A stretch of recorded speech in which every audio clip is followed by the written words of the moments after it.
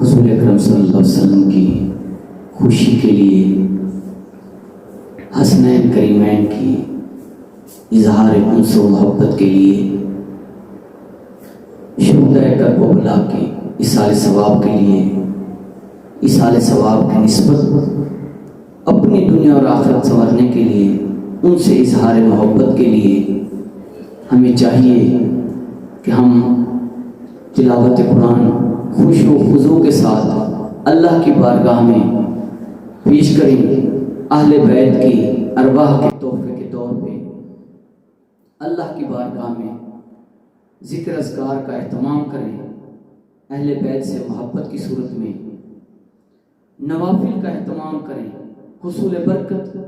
نجات آخرت کے لیے اہل بیت کی محبت میں اللہ کے کرم کو حاصل کرنے کے لیے